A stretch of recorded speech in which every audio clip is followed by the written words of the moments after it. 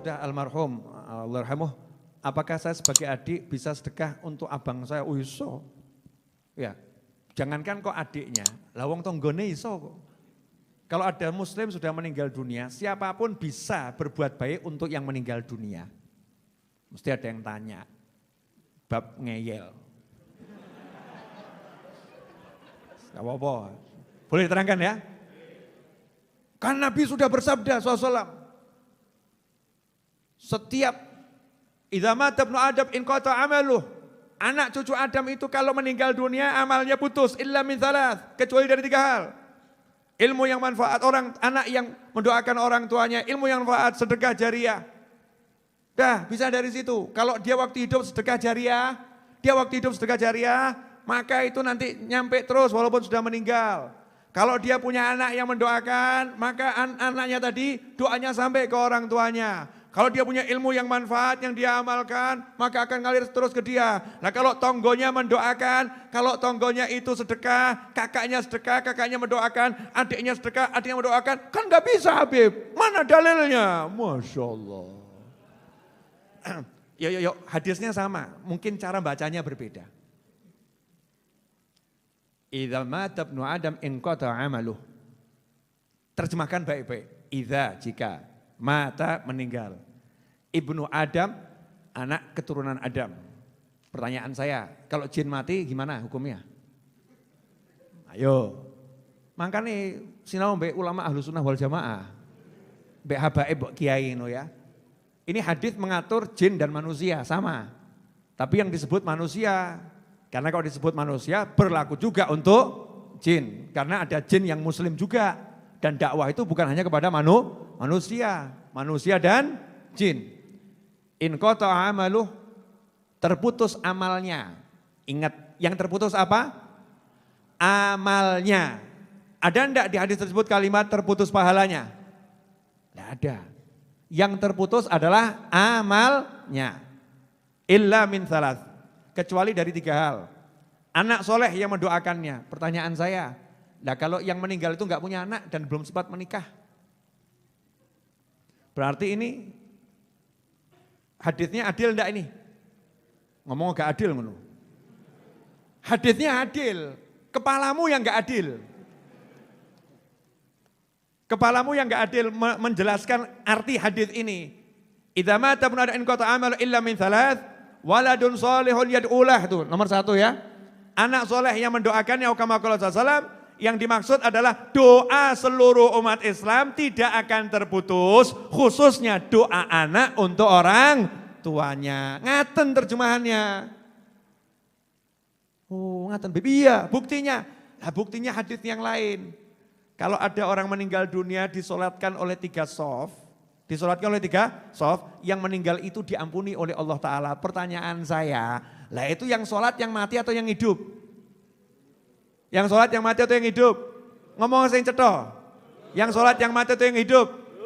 Lah kok yang diampuni yang mati?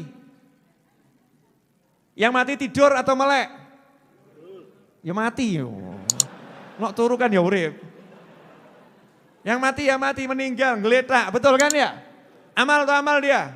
Enggak amal, betul kan? Yang amal siapa? Yang hidup beramal. 3 shaf menyolatkan diampuni. Kenapa diampuni? Nanti saya jelaskan. Itu bukti kalau yang enggak punya hubungan nasab, enggak punya hubungan apa-apa, yang penting hubungan Islam, bisa memberikan kebaikannya untuk saudara muslim. Jelas? Terputus amalnya kecuali dari 3 hal. Dari 3 jalan, ternyata enggak 3 jalan, bahkan ada 7 jalan. Berdasarkan hadis yang lain 7 jalan. Yang dimaksud itu yang meninggal, seandainya dia itu di alam barzah sana, dia beramal soleh. Contoh, di alam barzah datang pengajian ke Majelis Ar-Raudhah, bisa enggak?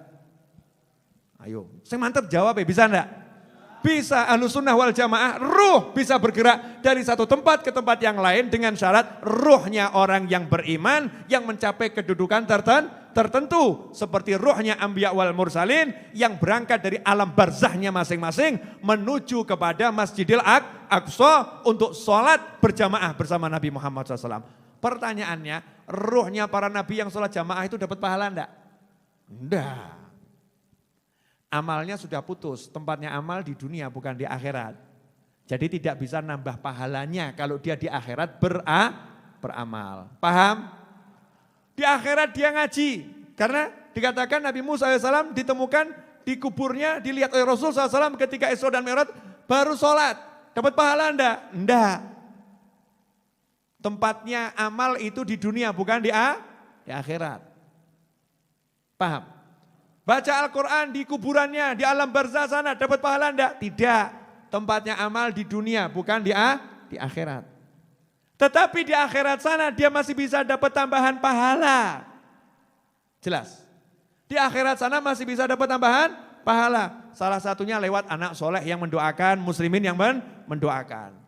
Atau dia pernah bantu pesantren, dia pernah bantu orang sakit sampai sehat, orangnya jadi orang baik. Atau dia nyekolahkan anak untuk sekolah di pondok pesantren, jadi orang hafal Quran atau enggak hafal Quran tapi orang yang baik, itu pahalanya ngalir terus kepada yang bersangkutan. Termasuk diantaranya kok kakak doakan adik, adik doakan kakak. Saya dulu pernah mumet. Loh, saya ini belajar begini-begini lama. Saya buka semua kitab karena ada sahabat saya meninggal dunia dan tidak punya hubungan kekerabatan dengan saya. Tak dongakno tekan gak ya. Hadisnya ngomong putus kok. Gak iso iki. Saya buka kitab, jeblok saya. Jeblok. Karena saya kan objektif, harus jujur itu kan ya. Jeblok. Akhirnya saya datang bertemu dengan guru saya almarhum Habib Anis Al-Habsyi, Masjid Riyadh. Ya kalau sempat ziarah ke beliau ya. Habib Anis, Habib Alwi diziarahi. Nah, saya ziarah berkunjung ke Habib Anis, saya duduk nanya. Saya itu nanya sama guru saya, nanya selain di majelis yang beliau suruh nanya itu, dulu enggak pernah. Mau nanya itu segan, tapi hari itu saya harus nanya. Karena udah keliling cari jawaban gak ketemu. Gak ada jawaban yang buat hati saya plong. Jawaban yang melegakan hati gak ada. Maka saya nanya, Bib, ini kalau ada orang meninggal, bukan keponakan, bukan saudara, bukan siapa-siapa. Kalau saya doakan sampai tidak. Yang menarik itu jawabannya Habib Anis almarhum. Kamu kok mau mendoakan dia kenapa? Tuh ini asik ini. Jadi saya tuh nanya balik ditanyai. Kamu kok mau mendoakan dia kenapa? Saya jawab orangnya baik Bib. Saya banyak utang budi sama teman saya itu Bib. Habib Anis jawab, ya itu. Semua kebaikannya dia yang membuat kamu sampai mau mendoakan dia itu adalah ilmunya dia yang bermanfaat. Itulah ilmunya dia yang bermanfaat. Sampai membuat orang ingat kebaikannya, sampai buat orang pengen mendoakan dia. Berarti ilmunya semasa hidup bermanfaat karena dipraktekkan dalam kehidupan. Jadi doamu sampai kepada dia lewat ilmu yang manfaat. Masya Allah. Jelas? Ya. Ada lagi yang ngeyel. Nah itu kan di tahlilan gak kenal siapa yang ditahlilkan. Ngeyel toh. Sekelompok ngeyel ki repot ini. Capek. Nih jenengan loh yang ngeyel nih, ngeyel depan saya nih loh. Tak jawab sih ngeyel. Mumpung aku pengen jawab. Kamu diundang tahlilan. Mendoakan orang yang meninggal dunia. Kamu tidak paham siapa yang meninggal tadi. Muslim tapi kamu gak kenal. Gak tahu kebaikannya. Pertanyaan saya, kamu datang karena siapa? Karena yang mengundang. Betul. Berarti yang mengundang orang baik atau enggak baik? Baik. Berarti kamu kenal baik dengan dia tidak? Kenal, benar. Nah yang mengundang itu berarti kenal enggak dengan yang ditahlilkan? Kenal. Berarti orang yang meninggal tadi punya ilmu yang manfaat, dia punya teman yang baik. Paham? Jadi ini salah satu ilmu yang manfaat, duwe konco sing apik. Makanya kalau kamu rajin majelis Ar-Raudhah, nanti ojo saiki, nanti. Suatu saat kamu meninggal dunia, ya. Dan majelis Ar-Raudhah enggak dengar kamu, bahkan saya enggak pernah absen satu persatu, enggak ngerti kan ya, enggak ngerti siapa namanya meninggal di alam sana. Tapi kok dapat kiriman doa dari sini bisa sampai ke sana. Kenapa? Karena kamu pernah duduk bersama dengan kami. Maka selalu disebut waliman kana fi sabik hadiran ma'ana, yang dulu pernah hadir di sini, ya Allah, ampuni dosanya, terima amal solehnya, wentuk terus ila yaumil qiyamah.